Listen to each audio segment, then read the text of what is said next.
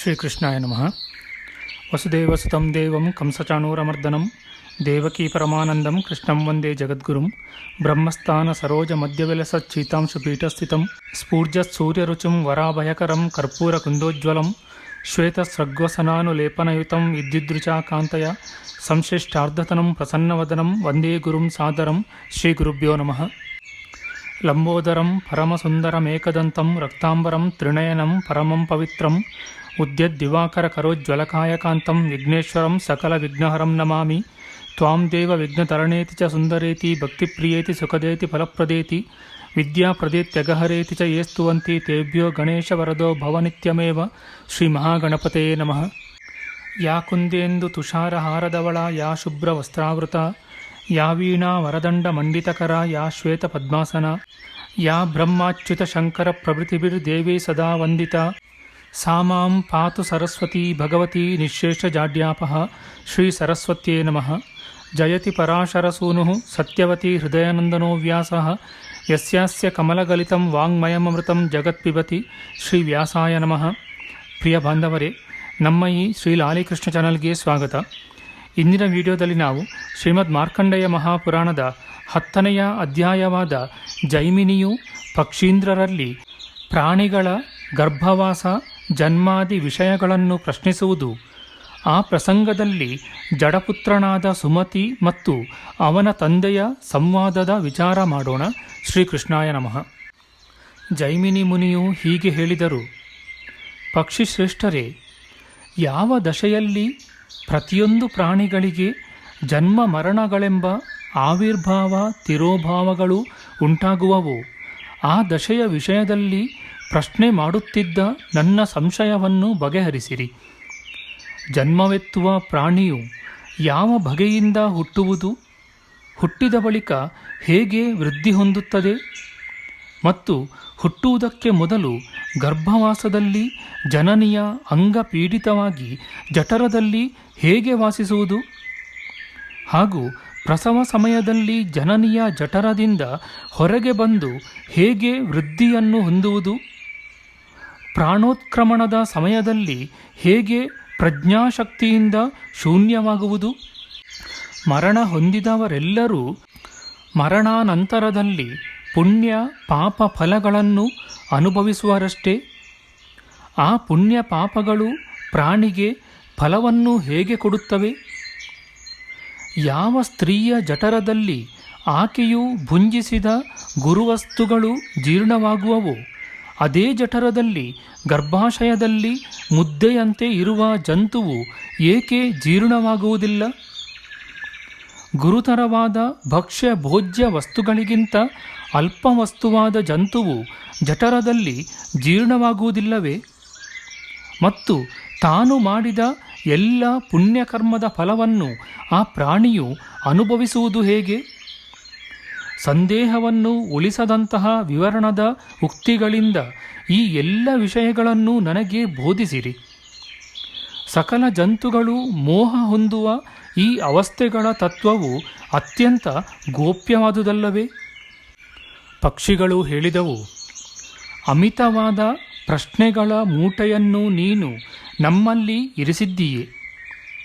ಎಲ್ಲ ಜಂತುಗಳ ಜನ್ಮ ಮರಣಗಳ ವಿಷಯವಾದ ಈ ಪ್ರಶ್ನಜಾಲವು ಸಾಮಾನ್ಯವಾಗಿ ಎಲ್ಲರಿಂದಲೂ ತಿಳಿಯಲು ಶಕ್ಯವಿಲ್ಲ.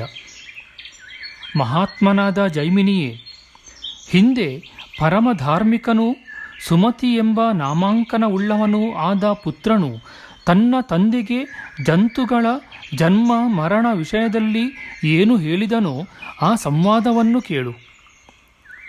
ಭೃಗುಮುನಿಯ ವಂಶದಲ್ಲಿ ಜನಿಸಿದ ಮಹಾಪ್ರಾಜ್ಞನಾದ ಒಬ್ಬ ಬ್ರಾಹ್ಮಣನು ಉಪನಯನ ಸಂಸ್ಕಾರದಿಂದ ಸುಸಂಸ್ಕೃತನೂ ಶಾಂತನೂ ಜಡನಂತೆ ಕಾಣುವವನೂ ಆದ ಸುಮತಿ ಎಂಬ ತನ್ನ ಪುತ್ರನಿಗೆ ಹೇಳಿದನು: ಸುಮತಿಯೇ, ನೀನು ಗುರು ಶುಶ್ರೂಷೆಯಲ್ಲಿ ತತ್ಪರನೂ ಭಿಕ್ಷಾನ್ನದಿಂದ ನೆರವೇರಿಸಿದ ಭೋಜನವುಳ್ಳವನೂ ಆಗಿ ಮೊದಲಿನಿಂದ ಕ್ರಮವಾಗಿ ಎಲ್ಲ ವೇದಗಳನ್ನು ಅಧ್ಯಯನ ಮಾಡು. ತರುವಾಯ ಗೃಹಸ್ಥಾಶ್ರಮವನ್ನು ಸ್ವೀಕರಿಸಿ ಶ್ರೇಷ್ಠವಾದ ಅನೇಕ ಯಜ್ಞಗಳನ್ನು ಆಚರಿಸಿ ಇಷ್ಟವಾದ ಸತ್ಸಂತತಿಯನ್ನು ಹೊಂದಿ ಅನಂತರ ವನವಾಸವನ್ನು ಆಚರಿಸು.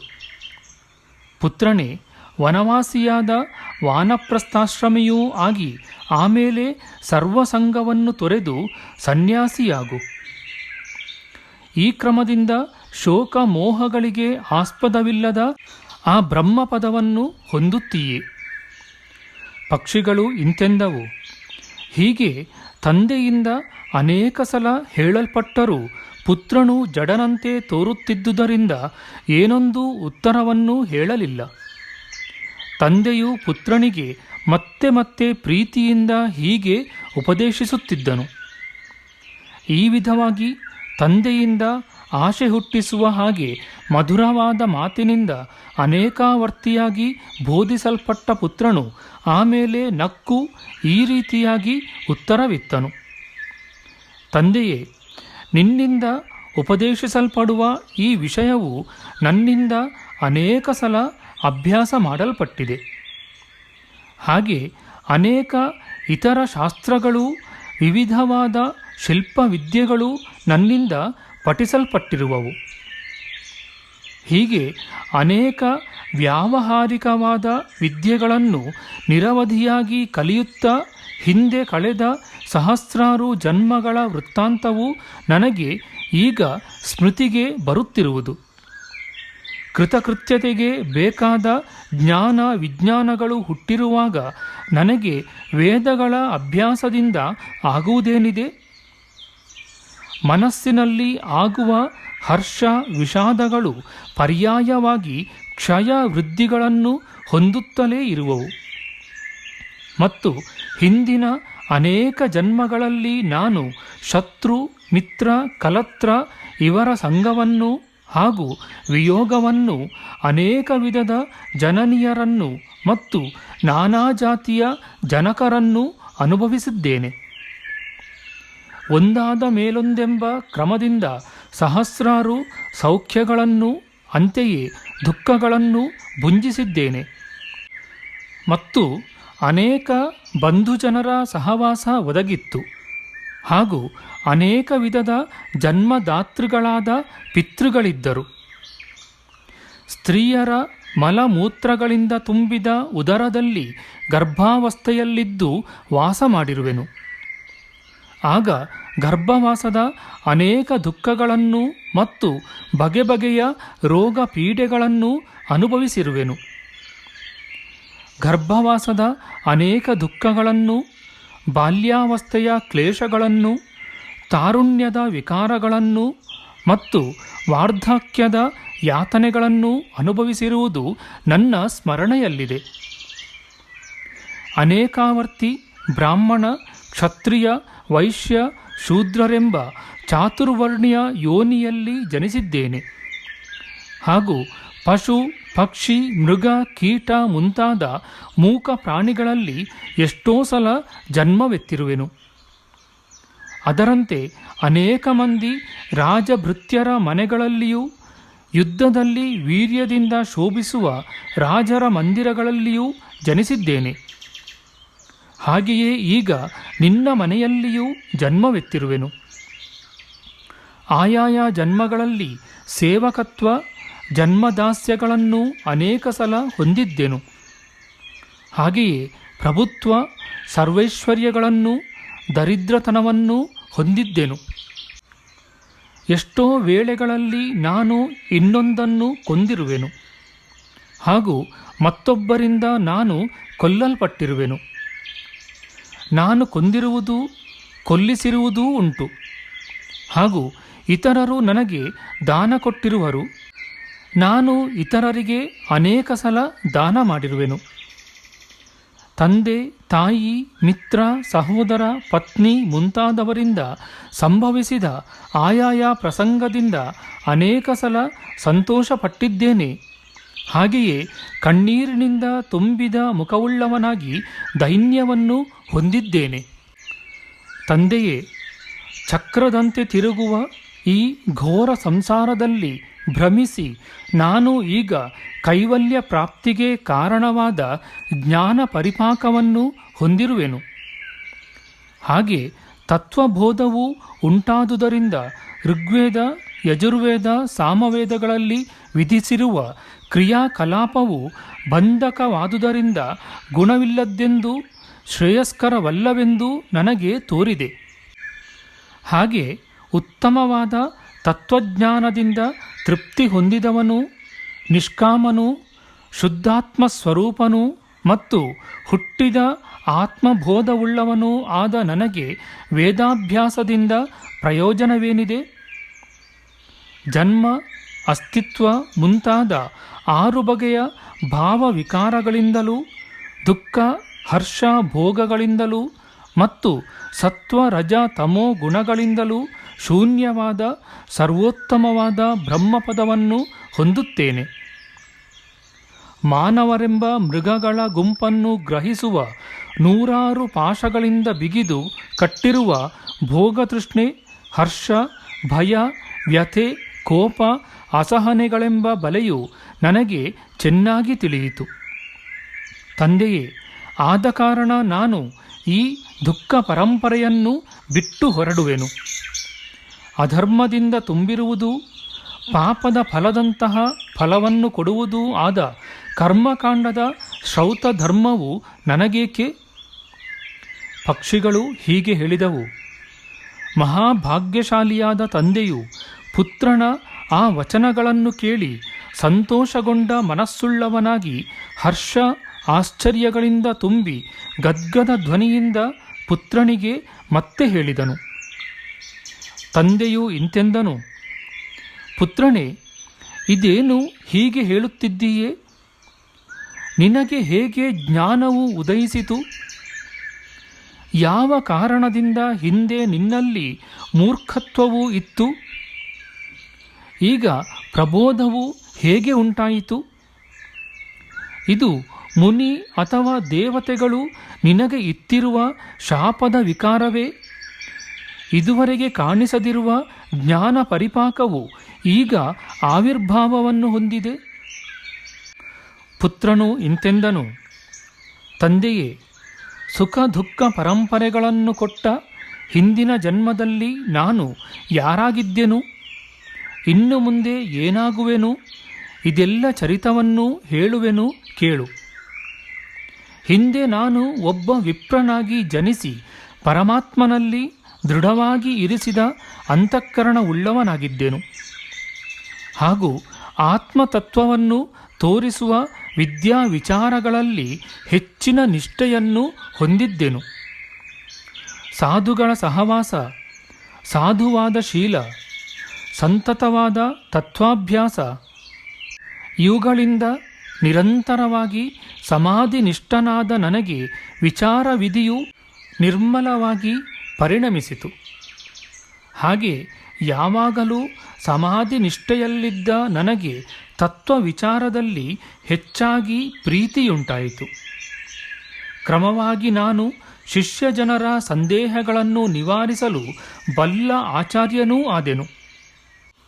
ಹೀಗೆ ಹೆಚ್ಚು ಕಾಲವು ಕಳೆದ ತರುವಾಯ ಒಂದು ವೇಳೆ ಏಕಾಂತ ನಿಷ್ಠೆಯನ್ನು ನಾನು ಹೊಂದಿದ್ದಾಗ ಪ್ರಮಾದದಿಂದ, ಅಜ್ಞಾನದಿಂದ ಹೊರಟು ಹೋದ ಸದ್ಭಾವನೆಗಳುಳ್ಳವನಾಗಿ ಮೃತ್ಯುವನ್ನು ಹೊಂದಿದೆನು. ಪ್ರಾಣವಾಯುವಿನ ಉತ್ಕ್ರಮಣ ಸಮಯದಲ್ಲಿಯೂ ಕೂಡ ನನಗೆ ಜ್ಞಾನಶಕ್ತಿಯು ಲೋಪವಾಗಲಿಲ್ಲ. ಅಷ್ಟೇ ಅಲ್ಲ, ಹಿಂದೆ ವರ್ಷಾನುವರ್ಷಗಳಲ್ಲಿ ಹೊಂದಿದ್ದ ಪ್ರಾಚೀನ ಜನ್ಮ ವೃತ್ತಾಂತಗಳನ್ನು ಸ್ಮರಿಸಿಕೊಂಡೆನು. ಪಿತನೇ, ಹಿಂದಿನ ತತ್ವಾಭ್ಯಾಸ ಸಂಸ್ಕಾರದಿಂದ ಕೂಡಿದ ನಾನು ಪುನರ್ಜನ್ಮವನ್ನು ಹೊಂದದಂತೆ ಆಗಲು ಜಿತೇಂದ್ರಿಯನಾಗಿ ಮತ್ತೆ ಯತ್ನಿಸುವೆನು. ಜನಕನೇ, ನನಗುಂಟಾದ ಜನ್ಮಾಂತರ ಸ್ಮರಣಶಕ್ತಿಯು ಅನೇಕ ಶಿಷ್ಯಜನರಿಗೆ ಮಾಡಿದ ಜ್ಞಾನದಾನದ ಫಲವು. ವೈದಿಕ ಕರ್ಮ ಮಾರ್ಗವನ್ನು ಶರಣು ಹೊಂದಿದ ಮಾನವರಿಗೆ ಜನ್ಮಾಂತರ ಸ್ಮರಣವು ಉಂಟಾಗಲಾರದು.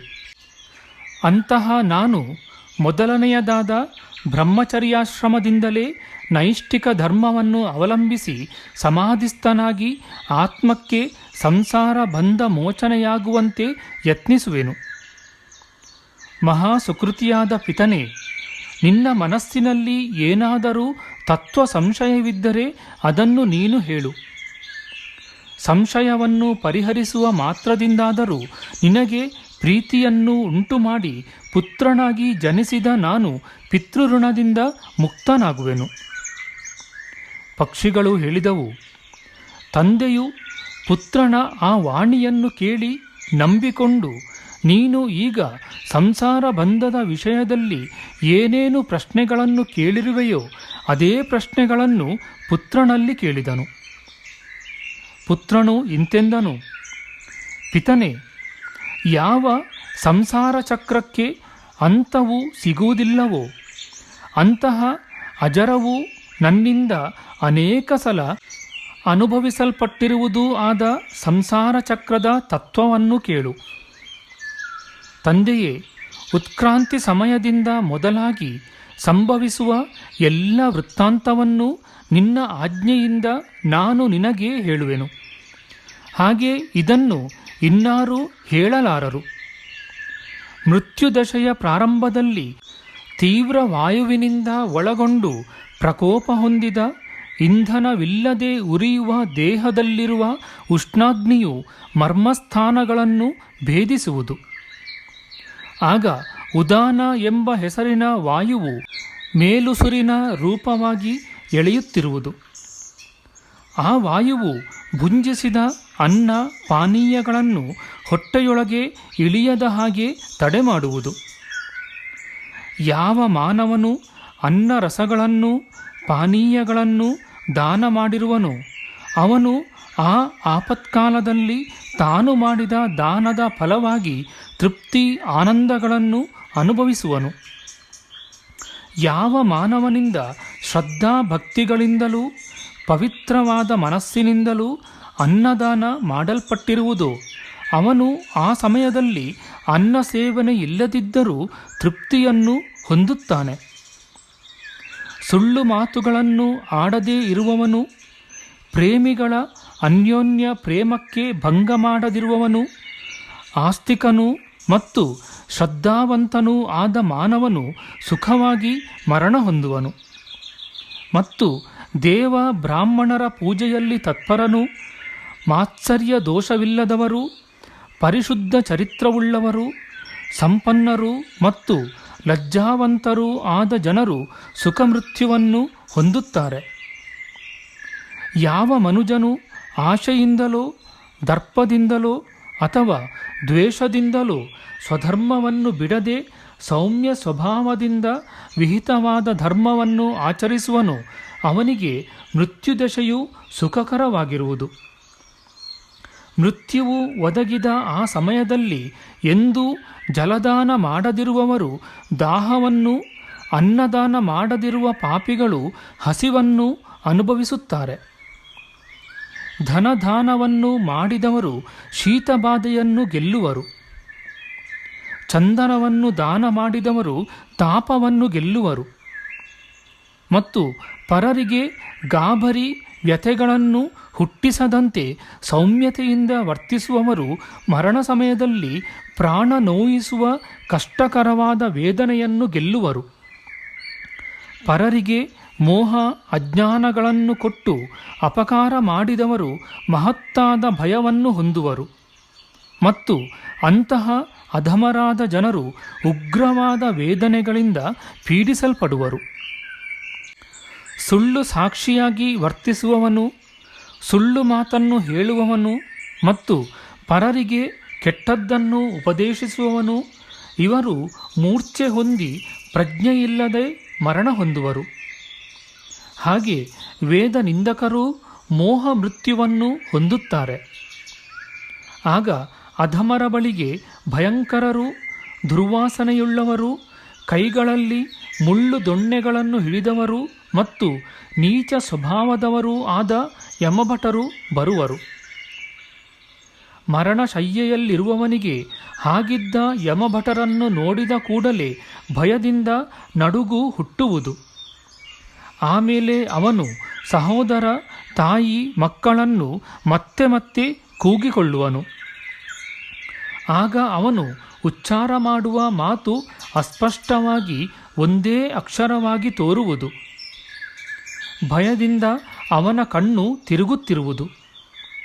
ಉಸಿರಿನಿಂದ ಬಾಯಿಯು ಬತ್ತಿ ಹೋಗುವುದು. ತರುವಾಯ ಅವನು ಮೇಲುಸಿರು ಬಿಡುವವನು, ಕಣ್ಣುಗುಡ್ಡೆಗಳು ಮೇಲಕ್ಕೆ ಸೇರಿ ಹೋಗುವವನೂ ಆಗಿ ತಡೆಯಲಾರದ ಉಗ್ರ ವೇದನೆಗಳಿಂದ ಕ್ಲೇಶಪಡುತ್ತಾ ಆ ದೇಹವನ್ನು ತ್ಯಜಿಸುವನು. ಹಾಗೆ ದೇಹವನ್ನು ತ್ಯಜಿಸಿದವನು ಪ್ರಾಣವಾಯುವನ್ನು ಹಿಂಬಾಲಿಸಿಕೊಂಡು ಹೋಗಿ ಅದೇ ಆಕಾರದ ಮತ್ತೊಂದು ದೇಹವನ್ನು ಹೊಂದುವನು. ಆ ದೇಹವು ಮೊದಲಿನ ದೇಹದಂತೆ ಅವನ ಪ್ರಮಾಣ, ವಯಸ್ಸು, ಅವಸ್ಥೆ, ಸನ್ನಿವೇಶಗಳಿಗೆ ಅನುರೂಪವಾಗಿರುವುದು. ಅದು ಯಾತನೆಯನ್ನು ಭುಂಜಿಸುವುದಕ್ಕಾಗಿ ಕರ್ಮಬಲದಿಂದ ಹುಟ್ಟಿರುವುದೇ ಹೊರತು ಮಾತಾಪಿತೃಗಳಿಂದ ಹುಟ್ಟಿದ ದೇಹವಲ್ಲ. ತರುವಾಯ ಯಮನ ದೂತನು ಬೇಗ ಆ ದೇಹಿಯನ್ನು ಭಯಂಕರವಾದ ಪಾಶಗಳಿಂದ ಕಟ್ಟುವನು. ಹಾಗೂ ದಂಡ ಪ್ರಹಾರದಿಂದ ಭಯ ಗಾಬರಿಗಳನ್ನು ಹೊಂದಿರುವ ಆ ಜಂತುವನ್ನು ದಕ್ಷಿಣ ದಿಕ್ಕಿಗೆ ಎಳೆದುಕೊಂಡು ಹೋಗುವನು. ದರ್ಭಗಳು, ಮುಳ್ಳು, ಹುತ್ತ, ಗೂಟ ಮತ್ತು ಕಲ್ಲುಗಳಿಂದ ಕಠಿಣವಾಗಿಯೂ ಉರಿಯುತ್ತಿದ್ದ ಅಗ್ನಿಯುಳ್ಳದ್ದು ಮತ್ತು 100 ಹಳ್ಳ ತಿಟ್ಟುಗಳಿಂದ ಗಹನವಾದುದೂ ಆದ ದಾರಿಯಲ್ಲಿ ಪಾಪಿಯನ್ನು ಎಳೆಯುವರು. ಸುಡುತ್ತಿದ್ದ ಬಿಸಿಲಿನಿಂದ ತಪಿಸಿದ ಮತ್ತು ಸೊಳ್ಳೆ ಮುಂತಾದ ಕಡಿಯುವ ಪ್ರಾಣಿಗಳಿಂದ ಹಿಂಸೆಯುಂಟಾಗುವ ಮಾರ್ಗದಲ್ಲಿ ನರಿಗಳಂತೆ ವಿಕಾರಧ್ವನಿಯಿಂದ ಭಯಂಕರರಾದ ದೂತರಿಂದ ಸೆಳೆಯಲ್ಪಡುವನು. ಪಾಪಕರ್ಮಗಳನ್ನು ಮಾಡಿದ ಮಾನವನು ಘೋರರಾದ ಯಮದೂತರಿಂದ ಸೆಳೆಯಲ್ಪಡುವವನೂ 100 ನರಿಗಳಿಂದ ಭಕ್ಷಿಸಲ್ಪಡುವವನೂ ಆಗಿ ಭಯಂಕರವಾದ ಮಾರ್ಗದಿಂದ ಯಮನ ಆಲಯಕ್ಕೆ ಹೋಗುವನು. ಛತ್ರಿ, ಪಾದರಕ್ಷೆಗಳನ್ನು ದಾನ ಮಾಡಿದವರು, ವಸ್ತ್ರವನ್ನು ದಾನ ಮಾಡಿದವರು ಮತ್ತು ಅನ್ನದಾನವನ್ನು ಮಾಡಿದವರೂ ಆದ ಪುಣ್ಯವಂತರು ಆ ದಾರಿಯಲ್ಲಿ ಸುಖವಾಗಿ ನಡೆಯುವರು.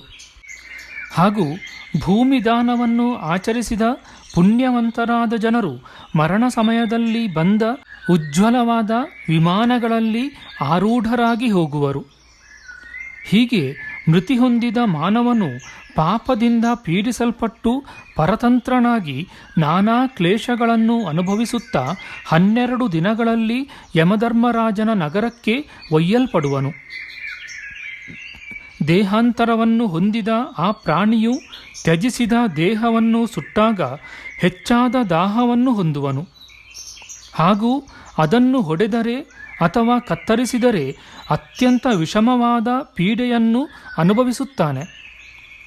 ಹೀಗೆ ಸ್ವಕರ್ಮ ಪರಿಪಾಕದಿಂದ ಮತ್ತೊಂದು ದೇಹದಲ್ಲಿದ್ದರೂ ಆ ಜಂತುವು ಪೂರ್ವದೇಹವು ನೆನೆದು ಕೊಳೆತರೆ ಬಹುದೀರ್ಘ ಕಾಲದವರೆಗೆ ದುಃಖವನ್ನು ಅನುಭವಿಸುವನು. ಈ ಸಂದರ್ಭದಲ್ಲಿ ಬಾಂಧವರು ಪ್ರೇತವನ್ನು ಉದ್ದೇಶ ಮಾಡಿ ಎಳ್ಳು ನೀರನ್ನು ಮತ್ತು ಪಿಂಡವನ್ನು ಕೊಟ್ಟರೆ ಅದನ್ನು ಯಮದೂತರಿಂದ ಒಯ್ಯಲ್ಪಡುತ್ತಿದ್ದ ಪ್ರಾಣಿಯು ಭುಂಜಿಸುವನು. ಆ ಸಮಯದಲ್ಲಿ ಬಾಂಧವರ ತೈಲಾಭ್ಯಂಜನ ಸ್ನಾನದಿಂದಲೂ ಅಂಗಮರ್ದನದಿಂದಲೂ ಮತ್ತು ಅನ್ನ ಭೋಜನಗಳಿಂದಲೂ ಮೃತನಾದ ಜಂತುವು ತೃಪ್ತಿ ಹೊಂದುವುದರಿಂದ ಬಂಧು ಜನಗಳಿಗೆ ಆ ಉಪಚಾರವನ್ನು ಅರ್ಪಿಸಬೇಕು. ಮತ್ತು ಬಾಂಧವರು ನೆಲದಲ್ಲಿ ಶಯನ ಮಾಡುವುದರಿಂದ ಮೃತನಿಗೆ ಕ್ಲೇಶವು ಅತ್ಯಂತ ದೂರವಾಗುವುದು. ಹಾಗೂ ಬಂಧುಗಳು ದಾನ ಮಾಡುವುದರಿಂದ ಮೃತನಿಗೆ ತೃಪ್ತಿಯು ಉಂಟಾಗುವುದು.